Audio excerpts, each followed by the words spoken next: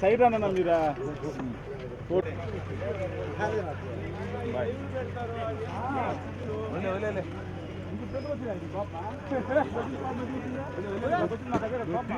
చాలా ఉందిలే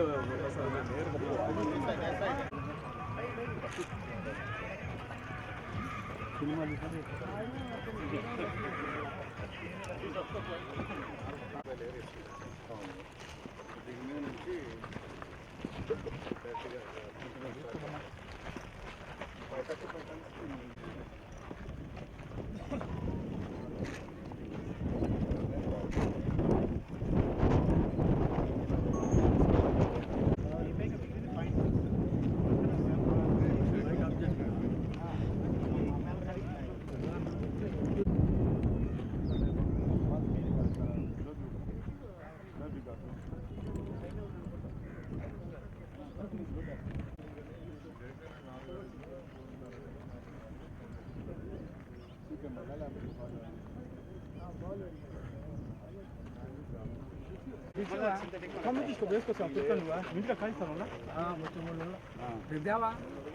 ఎందుకు పాలే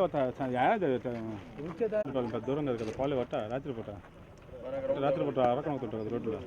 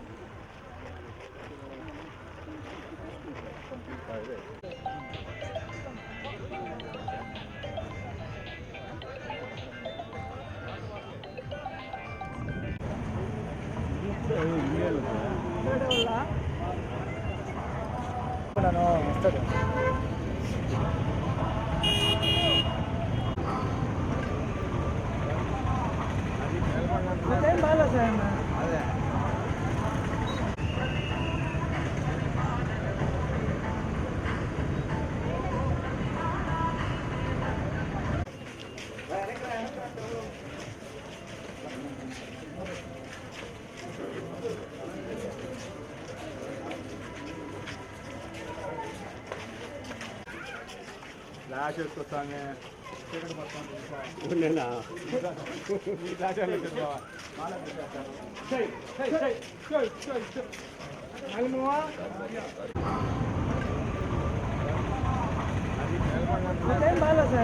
అదే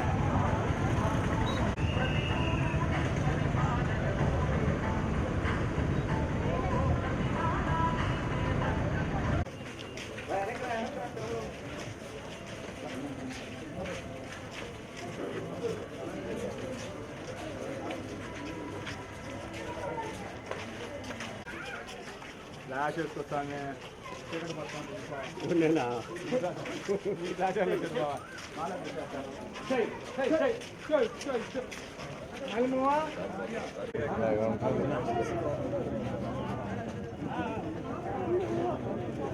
అదే కనపడండి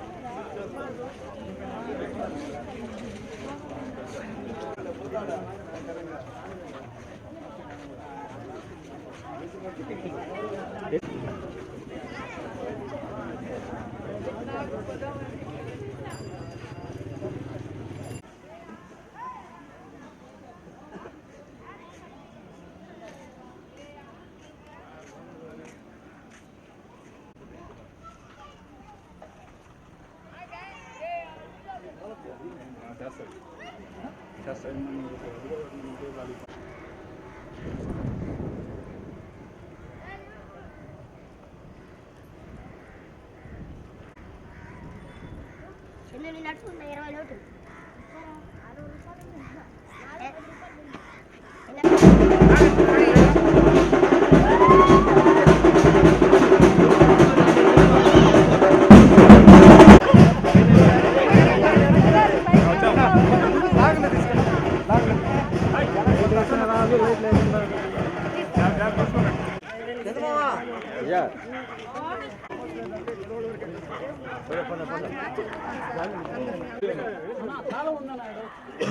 జాగ్రత్త చూసుకోమా వెనక్కిరా నా చందన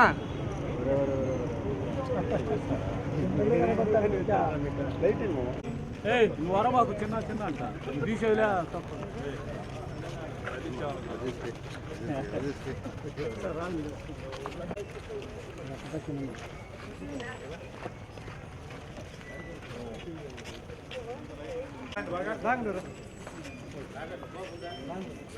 లైటింగ్ రాబోయే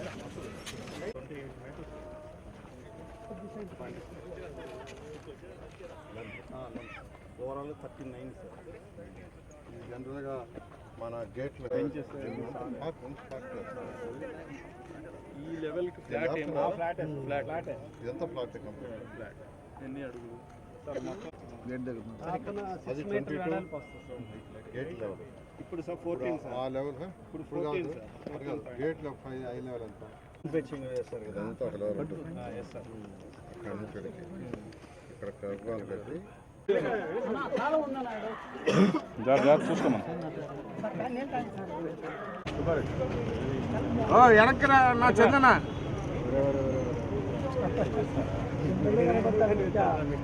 నువ్వు వర మాకు చిన్న చిన్న అంట తీసేవిలే తప్ప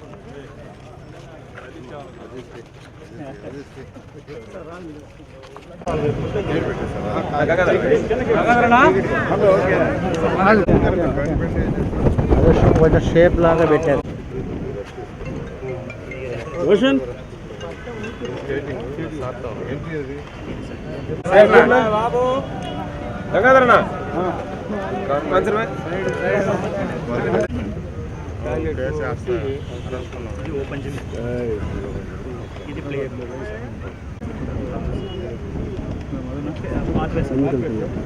లైట్ అట్లా కాదు అదేం లేదు లోపల పార్టీ లేదు. ఇది ఎవరు ఇక్కడ చేస్తుంది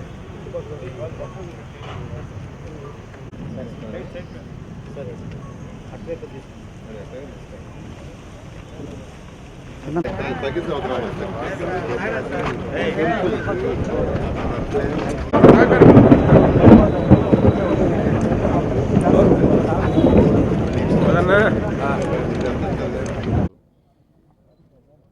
నలభై 48వ డివిజన్లో పొర్లుకట్ట పైన రోడ్డు విషయం పాపం దాదాపు 40 ఏళ్ల నుంచి యాక్చువల్గా ఆ పొర్లుకట్ట మీద ఉన్నారు. వాళ్ళని ఎవరిని తొలగించలేము. తొలగించాలనే ఉద్దేశం కూడా ప్రభుత్వానికి లేదు. ఎందుకంటే వాళ్ళందరూ ఎక్కువగా ఆ చుట్టుపక్కల చిన్న చిన్న పనులు చేసుకుంటుంటారు. కొందరు పాసి పని చేసుకునేవాళ్ళు, కొందరు కూలీ నాలికి పోయేవాళ్ళు, కొందరు కార్పెంటర్లు, కొందరు ప్లంబర్లు, కొందరు పెయింట్లు, కొందరు బేల్దారులు ఇలా ఉన్నారు. అయితే ఆ కట్ట మీద వర్షం వస్తే ఆ రోడ్డు వెడల్పు 1 అడుగు 2 అడుగులు 3 అడుగులు వర్షం వస్తే జారిపడేటట్టుగా ఉంటారు. నన్ను యాక్చువల్గా ఆడే పోయినప్పుడు వాళ్ళు అడగడం జరిగింది. దాన్ని ఇమ్మీడియట్గా శాంక్షన్ చేసాము. చక్కగా ఇవాళ పోయి చూశాను. యాక్చువల్గా రోడ్డు చాలా చాలా చక్కగా వచ్చింది. అక్కడ ఉన్న వాళ్ళ ఆనందానికి అద్దులు లేవు. ఆ యొక్క పొల్లుకట్ట మీద ఉన్న ఆనందానికి, ఎందుకంటే పొల్లుకట్ట కాబట్టి దాని ఇరిగేషన్ వాళ్ళతోనూ అటు మున్సిపల్ అధికారులతోనూ అందరితో డిస్కస్ చేసి ఏం చేయాలి, అలా చేయాలి. ఎందుకంటే బండి ఎప్పుడు స్ట్రాంగ్ ఉండాలి. ఆ విధంగా యాక్చువల్గా దాన్ని చేయడం జరిగింది. నిజంగా నాకు కూడా ఎంతో ఆనందంగా ఉంది. ఎందుకంటే వాళ్ళందరూ ఎక్కువ మంది ఇంకా తాటాకుల గుడిసెల్లో చిన్న రేకులు 1 రూము అలా ఉన్నాయి. సో చాలా చాలా చక్కగా చేశారు. నేను అధికారులను కూడా యాక్చువల్గా అప్రిషియేట్ చేస్తున్నాను. 2 పక్కల కాంక్రీట్ వాల్ కట్టి దానిపైన యాక్చువల్గా రోడ్డు సిమెంట్ రోడ్డు వేశారు. అక్కడ లైట్స్ అడిగారు, ఇమీడియట్గా లైట్స్ తీయమని చెప్పాను.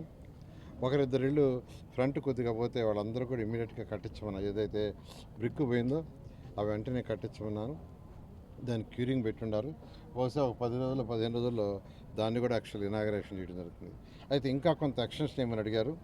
అక్కడ ఎవరు ఆక్యుపై చేసుకుని ఉన్నారంటే ఇప్పుడే అక్కడున్న లోకల్ వాళ్ళని మాట్లాడమన్నాను. అది చేస్తే దాన్ని కూడా కట్ట కంప్లీట్గా లాస్ట్ వరకు ఎక్స్టెండ్ చేయమన్నాను. అదేవిధంగా 50వ డివిజన్లో సీనయ్య ఇక్కడ ఏదైతే చాకలి వాళ్ళు గుడ్డలు తుక్కునే దానికి ఏదైతే ఉందో అది మరామతులు చేయాలి అని వాళ్ళ పిలవటం, నేను రావటం యాక్చువల్గా వాళ్ళతో మాట్లాడటం జరిగింది. ఆ రజకులు అందరూ అడిగింది ఏంటంటే అక్కడ 40 మంది ఉన్నారు. మాకు 40 రూములు చిన్న చిన్న రూములు కట్టేయండి సార్. గుడ్డలు ఏదైతే మేము ఉతుకుతాం యాక్చువల్గా అక్కడ పెట్టుకొని పోతాం, లాక్ చేసుకోపోతామని అడగటం జరిగింది. మాకు 2 అడుగులైనా పర్వాలా, 3 అడుగుల పర్వాలని ఒక్కొక్కటి 4 అడుగులు వెడల్పు ఉండేటట్టుగా యాక్చువల్గా రూములు చేయమని అధికారులను ఆదేశించాను. 40 మందికి ఒక 400 అడుగుల పొడవు తీసుకొని ఒక్కొక్కరికి 4 అడుగుల్లో 40 రూములు యాక్చువల్గా ఉండేటట్టుగా చేయమన్నాను. అదేవిధంగా గుడ్డలు ఆరేసుకోవడానికి పోల్స్ చేసి పర్మనెంట్గా చేయమన్నారు. అది కూడా చెప్పడం జరిగింది. అక్కడ టాయిలెట్స్ లేవు. ఒకటి జెంట్స్ టాయిలెట్, ఒకటి వచ్చి లేడీస్కి టాయిలెట్స్, అవి 2 చేయడం జరిగింది. అదేవిధంగా ఒక టెంపుల్ ఉంది.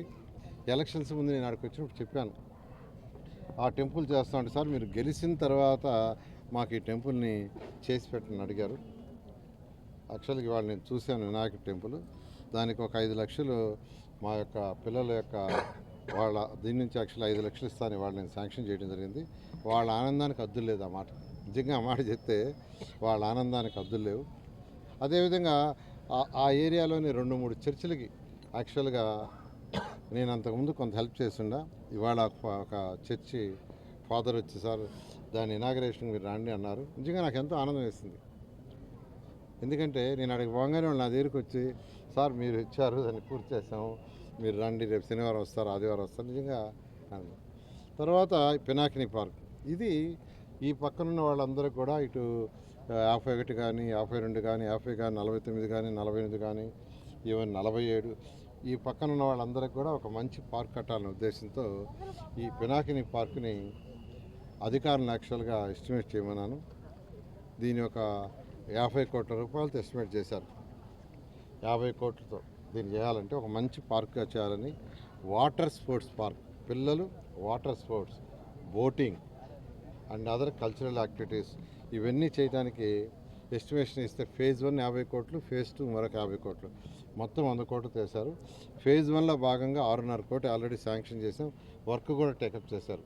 6.5 కోటి దీనికి శాంక్షన్ చేసాం, వర్క్ స్టార్ట్ చేశారు, లెవెలింగ్ కూడా చేస్తున్నారు. దీన్ని కూడా ఫేజ్డ్ మేనర్లో 1 ఇయర్లో కొంత, సెకండ్ ఇయర్లో కొంత, థర్డ్ ఇయర్లో కొంత చేసి ఒక మంచి పార్కు, ఒక మంచి టూరిజంగా ఈ ప్లేస్ని డెవలప్ చేయడం జరుగుతుంది.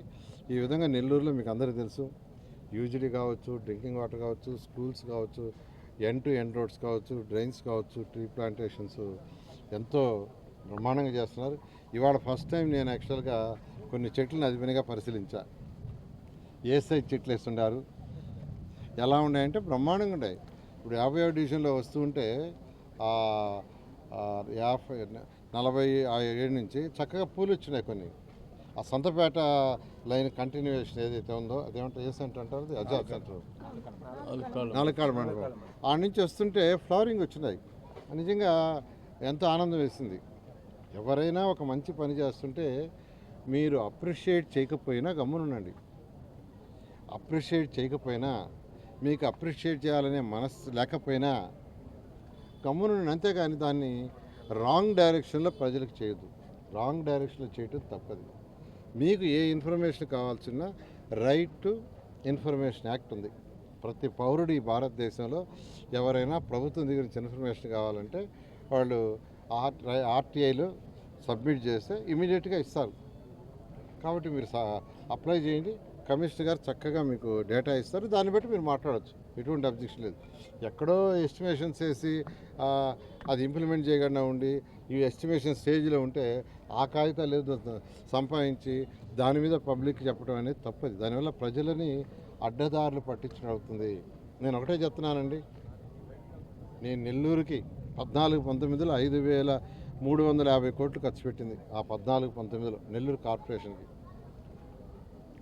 ఈసారి కూడా అదే మొత్తంలో, అంతకంటే ఎక్కువ మొత్తంలో గౌరవ ముఖ్యమంత్రి గారు శాంక్షన్ చేస్తున్నారు. ఖజానా ఖాళీ అయినా 10 లక్షల కోట్లు గత ముఖ్యమంత్రి అప్పు చేసి వెళ్ళిపోయినా ముఖ్యమంత్రి గారికి చెప్పాను, సార్ 14-19లో డెవలప్ చేసాము, ప్రజలు అంతకంటే ఎక్కువ కోరుకుంటున్నారు అంటే ఆయన ఏమి కాదనగా అడిగిన ఎన్ని శాంక్షన్ చేశారు. అడిగిన ఎన్ని శాంక్షన్, ఎన్ని ఇబ్బందులు ఉన్నా శాంక్షన్ చేస్తున్నారు, ఎన్ని చేస్తారు. కొద్దిగా ఓపిక పట్టండి, అన్నీ కంప్లీట్ చేయడం జరుగుతుంది. Thank you. అందరికీ నమస్కారం. 14-19లో 5,000 కోట్ల పైన ఈ నెల్లూరు నగరానికి ఆ రోజు నేను మేయర్గా ఉన్నప్పుడు మంత్రి గారు ఆ రోజు కానీ పురపాలక శాఖ మంత్రి నారాయణ సారు. మరి ఈ మధ్యలో నా రికార్డ్ని ఎవరు మళ్ళా బ్రేక్ చేయలేరు అనుకున్నాను. ఆయన రికార్డ్ని ఆయనే మళ్ళా నాకు తెలిసి ఈసారి నెల్లూరుకి మహర్దశ. ఇక్కడ ఉదాహరణకి బహుశా నెల్లూరులో ఉండేవాళ్ళలో 1% కానీ ఏడుదాకా వచ్చి ఉండరు. 1%. ఇక్కడ ఇప్పుడు పినాకిని పార్క్ ఇది.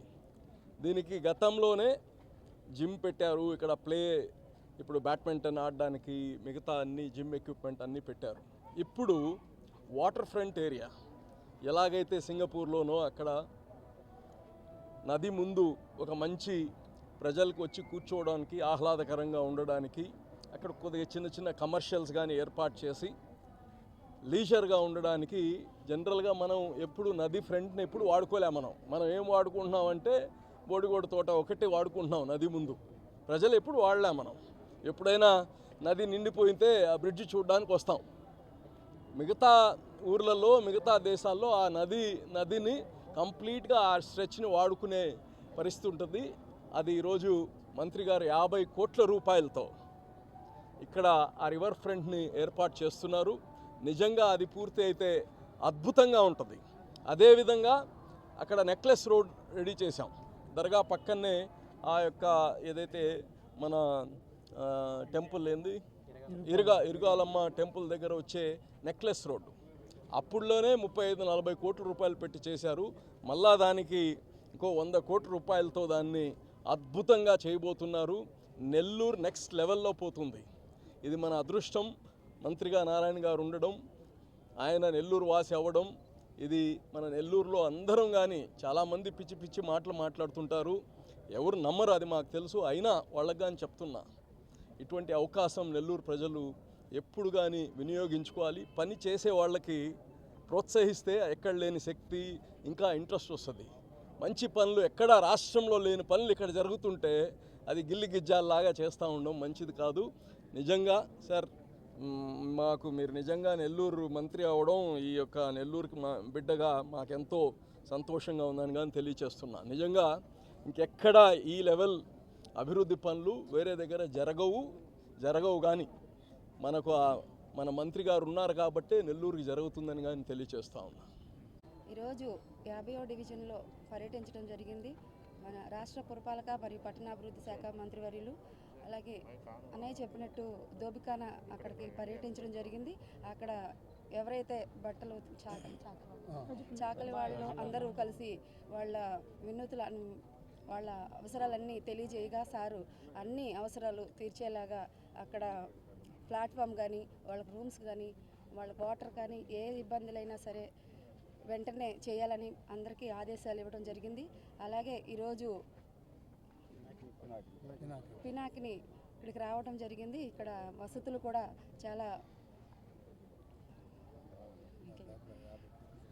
దాదాపు 50 కోట్లు పెట్టి ఇక్కడ వాళ్ళు కట్టడం కానీ ఇక్కడ పర్యాటకులు రావడానికి చూడడానికి కానీ బాగుండేలాగా అన్ని చర్యలు తీసుకునేటట్లు, అలాగే అక్కడ వినాయకుడి గుడికి కూడా 5 లక్షలు ఇస్తానని చెప్పి సొంత నిధులతో గుడి కట్టిస్తానని చెప్పి మాట ఇచ్చారు. సార్ ఇంకా మంచి కార్యక్రమాలు చేయాలని, ఇంకా అభివృద్ధి పనులు నెల్లూరు జిల్లాలో ఇంకా ఎన్నో చేయాలని ఈ సందర్భంగా కోరుకుంటూ, అందులో వాక్వా బోర్డు చైర్మన్ మన అజీజ్ అన్న గారు కూడా సహకారం మనందరికీ ఉండాలని ఈ సందర్భంగా కోరుకుంటున్నాను. తరపున మరి ధన్యవాదాలు తెలియజేసుకుంటున్నాను.